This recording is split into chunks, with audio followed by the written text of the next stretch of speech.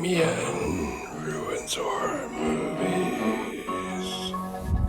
Good evening, and welcome back to Damien Ruins Horror Movies. My name is Damien, and tonight we're going to start a little bit different. I'm gonna throw some plugs out. I guess they're plugs, kind of, right?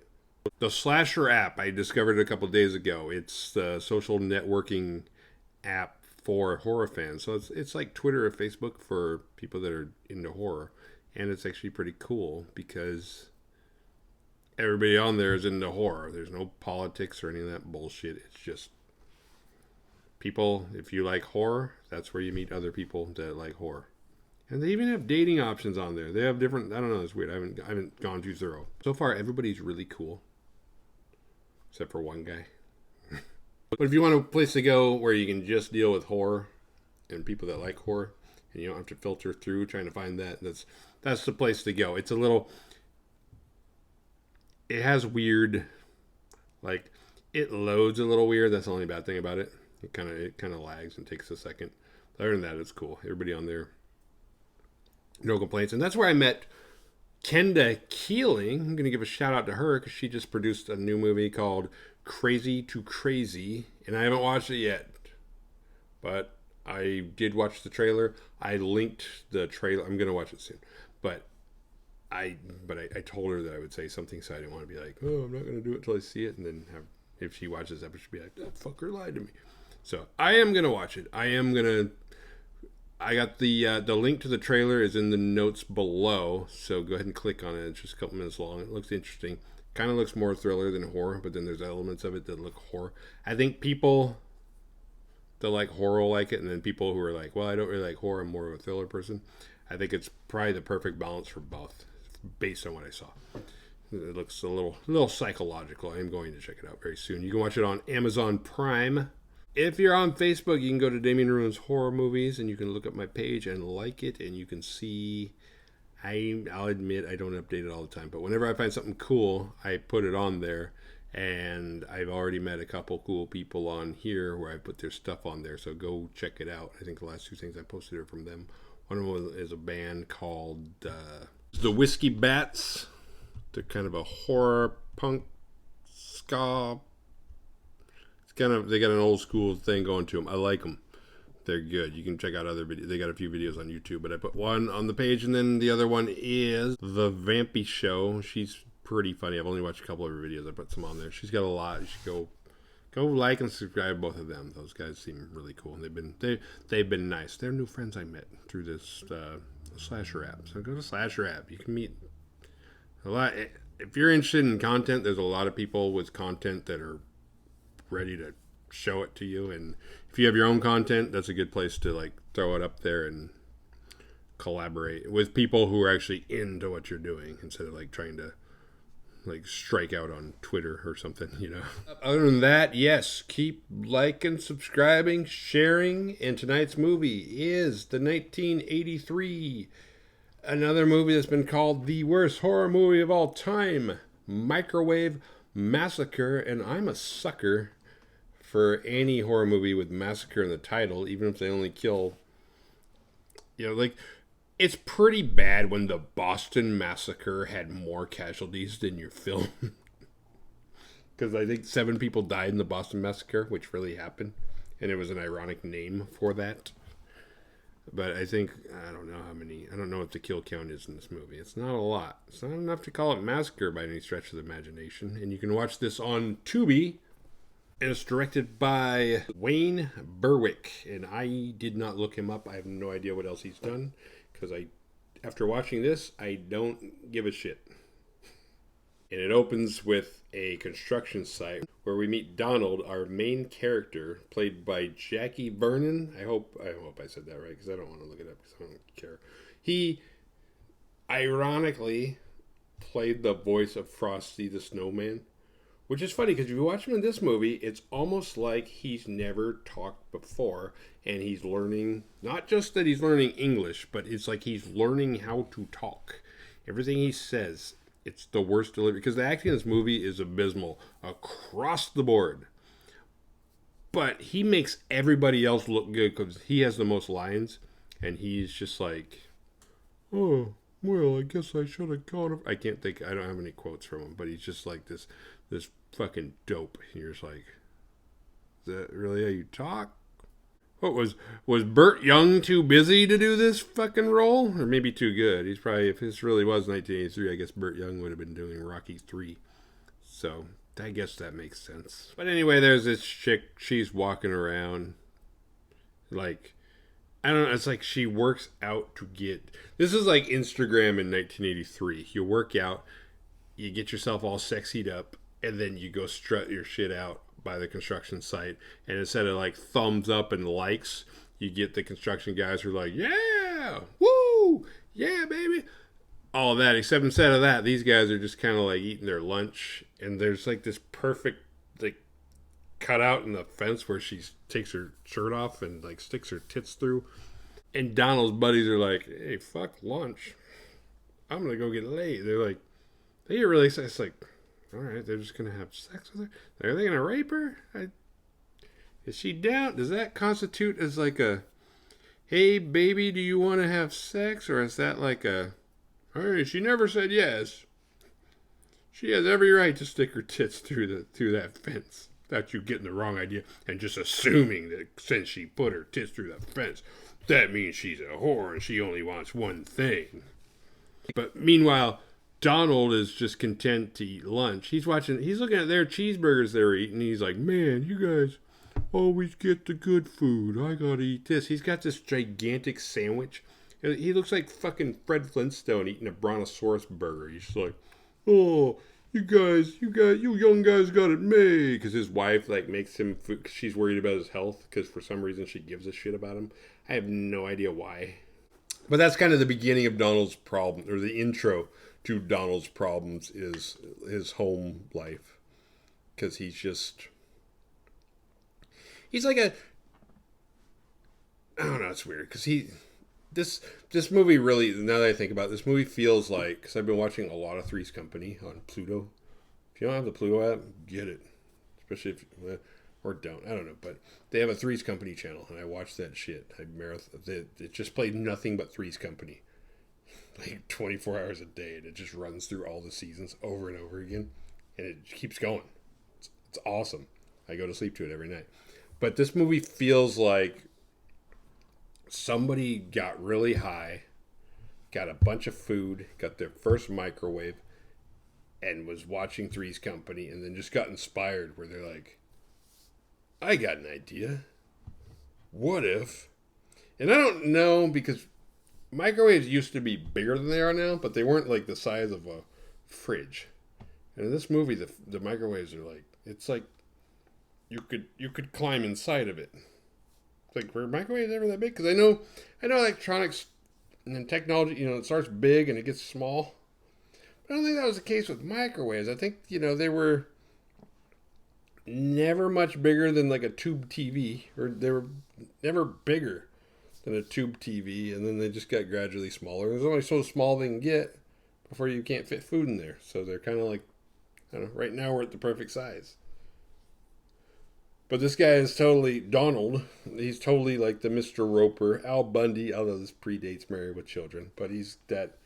It's like, oh, my wife cares about me. Ew, get away from me. Ooh, sex. Ugh. No, but except all he wants is food. I just want to eat shit. And she won't let me. She makes me these weird crab sandwiches with, it's like bread with like a whole crab inside. And the props in this movie are hilarious because they're so bad. They're just like, and the movie, like, for the most part, once again, takes place during the day. So it's like, you don't have that, you can't shadow out stuff and make it look like, it's dark, I can barely tell what it is. Oh, it's a crab. It's in your face. Like some of the props, like somebody finds a leg in a garbage can, and it's like, that looks like you bought it at Spirit Halloween and thought you could pawn it off in a movie. Like the stuff you buy at Spirit Halloween, like I think limbs and shit, looks deliberately fake so nobody gets arrested. And Donald has this little hangout that he stops by because like his life sucks. It's depressing. And it's his own fault. It's not his wife's fault. It's not her stupid, annoying dog's fault. It's him, because he's such a downer. Like, the fact that he has a home to go to where there's other people there, it's weird. But he's got his own Regal Beagle. It's called Mr. Casper's, and he goes there. Usually he stops by on the way home from work. And the bartender cracks me up because the bartender, like, it's like the bartender hates his job. He's like, I just want to serve drinks. And when people start telling him his problem, he's like, fucking Jesus Christ. It's like, I gotta go. Oh, look what's happening. And he just gets away from the people as soon as possible. One night after work, Donald goes home and he stayed at the bar a little longer than usual. He's like, you know what? I'm gonna put a stay in because, like, I'm gonna drink some beer here.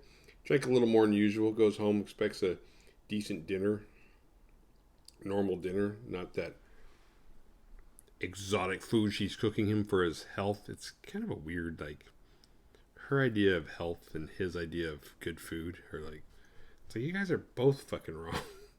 He looks at the food she made and he's like, you know what? Fuck that. I'm not doing this shit anymore. I want a bologna sandwich served to me in the garage.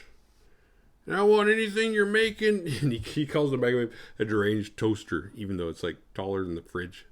But it's still like, it's a funny line.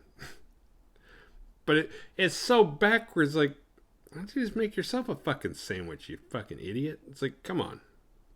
I know there's a stereotype where the guy is the moron and he can't do anything for himself. All he can do, he can go to work, but once he's in the house, he doesn't know how to do anything. He's like, oh, feed me or I'll die. Or I can't wash a dish. I don't know how to. It's like, we understand the buffoon concept. But it's like, you can make a fucking sandwich, man. It ain't that fucking difficult. You know, a 7-year-old can make a sandwich. It's not a skill that you develop. It doesn't take talent to make a sandwich. And it's not something you forget how to do. And then he snaps and he beats her to death with this huge pepper grinder.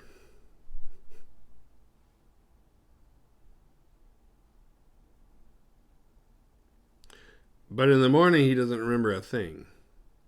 He's just in a good mood. And the war on technology continues. No piece of technology is safe as long as there could be movies predicting how much control these things will take over our lives.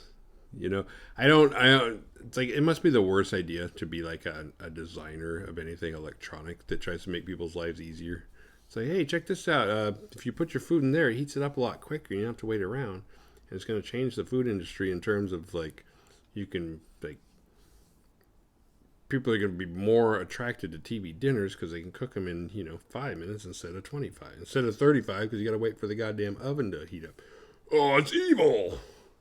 You're trying to change us. You're trying to take control of us. I'm not using your goddamn microwave. Fuck that shit. It's like, you can't even put metal in there. But also, it has a weird, like, I don't know, it's like prophetic towards, like, food. Or I don't know, maybe it's because I was young in the 80s, so I didn't give a shit. I didn't eat in the 80s. I ate candy. Yeah, it's this weird, like, it's like, is this trying to be a warning to something? I really like to believe it was made by a guy who got really high and was watching Three's Company. And here we are. So he hacks May up and takes her down to the fridge in the garage, or out to the fridge in the garage. And that's when he was taking a nap and he was listening. This is really important. He was taking a nap and he wakes up, or maybe sleep, I don't know. But he was half asleep and he heard on TV they were saying, well, the best way to get rid of, if you're going to kill somebody, the best way to get away with it is to eat all the evidence. And he was like, oh. So he went and chopped up May. And then he started, like, hacking her up and frying her up and eating her. And he's like, not bad. Best sandwich I ever had. He's making sandwiches, cannibal sandwiches. And he takes some to work and gives them to Roosevelt and Philip. He's like, you guys got to try this sandwiches I made. And they're like, this is really good. Can you bring us sandwiches every day? He's like, hell yeah. Oh, you got to have this sandwich though. And then after work, he stops by Mr. Casper's for a couple drinks, and the girl gets kicked out, so he goes outside and he's like, oh, hey, maybe you could go to my house and hang out with me. And she's like down for it. It's like, she doesn't even seem drunk. Why? like, how... It's not like it's a cold, miserable night and you do anything to get out of the storm. You're in, I don't know, it looks like California. I forget where it actually takes place. But she goes with him, and then he's there, and he's like, it's like, I don't know what to do with the girl. So he's like, starts cleaning and stuff, and then she makes a move on him, and he's like, hey, this is not too bad. This is not too bad. I could get to like this. And then he has sex with her, and he's like, that's the first time I've had sex since 1962.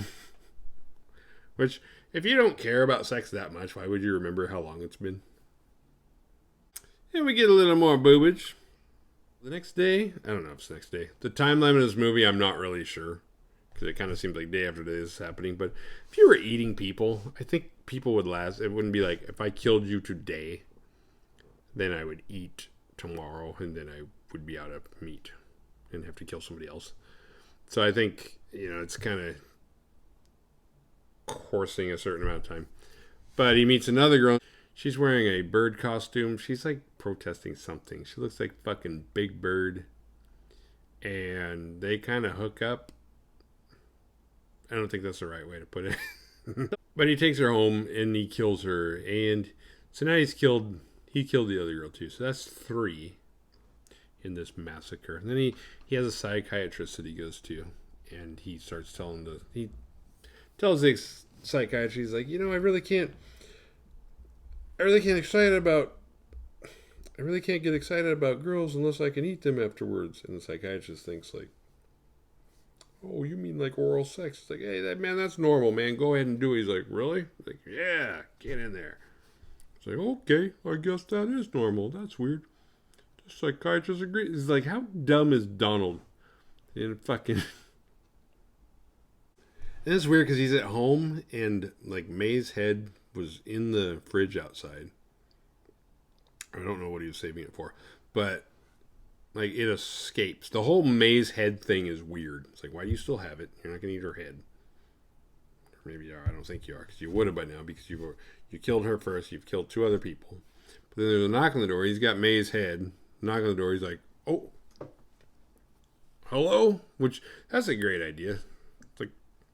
Or you could just not answer the door and they'd assume you weren't home and they'd either come back later or they'd just leave you alone. But no, go ahead. With the severed head in your hand, just hide it behind your back and see what the person wants. Because you never know. It could be the newspaper boy trying to collect. You might owe money to somebody. Who knows? Or it's like, who? What are you doing? But it's May's sister, and she's like, I haven't seen May or heard from her in a long time, and I keep calling. And I have no idea how much time has passed between him killing May and May's sister, Evelyn, showing up. But she's like, where is she? And he's like, well, she's upstairs. She's just not feeling good. So he runs upstairs and like props the bed legs of the body there and puts her stupid head on there. Because I say stupid head because it looks so fake and ridiculous and green. It almost looks like if you chopped off Grandpa's head from Texas Chainsaw Massacre. It looks like that, but way worse. I'll put a picture. I don't know why I'm describing it. And she goes up there. She's like, oh, May, you look so pale. It's like, no, she doesn't. She looks green. But whatever. And then eventually she realizes that the head's not attached to anything. She's like, oh, my God. And he comes up behind her with like a bread roll. He's like, oh. And he sticks it in her mouth. He's like, ugh. And like makes her pass out. So stupid. But she doesn't die. And he ties her up in the closet. And if you're looking for meaning in this movie, which you shouldn't be, but I'm gonna try anyway, it's the warning. It's not just the warning of the microwave, but it kind of is. It's the convenience of food and it leading to obesity. Because once we have the convenience of food, because I break these movies down to spread messages and to help people, because we're trying to learn from these goddamn movies. The convenience of food makes it easier to eat the wrong foods, and it leads to your death, just like it did to these girls that Donald killed. In the next scene, he goes to his doctor, and he gets a pacemaker. Now, in 1983, if you're watching this movie like in the theater or when it first came out to your VCR or beta, You might not know the dangers of mixing pacemakers and microwaves. So it might be like, oh, why do we have to sit through this bullshit? But in 2020, if you're watching, you're like, okay, I know where this is going. And yes, it goes there. And he picks up another girl who's hitchhiking. He's like, oh, you need a ride? I thought maybe I had a tail light out or a flat tire. And she's like, no, buddy, it's your lucky day. It's like, how? Why? I don't get it. And he takes her home. And we get some more boobage. And we also get another kill. But when he's chopping her up, he's like, I think he's starting to think, it's like, man, I need to pick up some thicker chicks. There's a lot of bone in here. It's a lot of work. And I'm having to do this way too often. And he's still feeding his friends these chick sandwiches. And meanwhile, they're having no adverse effects. They're just like, man, that was good. And they hear some stuff on the news. They're sitting around eating lunch together. It's like, oh man, there's more people getting murdered. That's weird. Oh, I heard that girl down there was a black girl. And Philip, who's a black dude, he's like, I think I like this kill. He's equal opportunity. Hey, Donald, you got any more of them sandwiches? And Donald's like, yeah, I got some dark meat. And he doesn't make the connection, like, because they've already established, like, hey, that's happening down in your area. Yeah, that's weird. You want a dark meat sandwich? After they're just talking about, I don't know, it's like the movies try to be funny. It's not funny the way it wants to be. He invites them over to watch wrestling. And then when they show up, he's on the ground. And they're like, uh-oh, hey, Donald, wake up. And they're like, uh-oh. And it's funny because you look at his kitchen. He's got like at least 4 ovens and that microwave. I mean, it looks like the back of a kitchen of like a restaurant or something. And it's like, why do you have so much like cooking shit? But they're like, oh man, he's dead. And then when they go over to the microwave, they can see through the glass. They turn a little light on and they see like forearms and hands and feet. And they're like, oh shit. And they're all at the same time, they're like they connect the dots. Like, oh shit. Because at first they're like, oh shit, this guy's a cannibal. And they're like, oh shit, this guy's been feeding us for like the last, who knows how long. I have no idea how long. But they're like, we're cannibals. Fuck. And they don't like turn bad or anything. The movie kind of ends there. Donald's dead. The Badass Award goes to, for the first time ever, it goes to an inanimate object.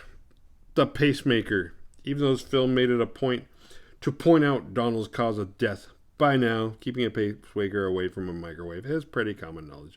Coincidentally, Jackie Vernon, the actor who played Donald, died of a heart attack 4 years later. Even the movers who discovered Donald, his cause of death, and his sister-in-law tied up in the closet showed a complete lack of emotion in the situation. The only emotion ever on display in this whole goddamn film was Roosevelt when he got horny and wanted to tap that chick at the construction site, fence boob girl. What did we learn? Survival tales. Hide your wife's severed head before you answer the door. Stay away from microwaves if you have a pacemaker. And don't go home with creepy men you meet at the bar. Well, that's it, guys. See you next time.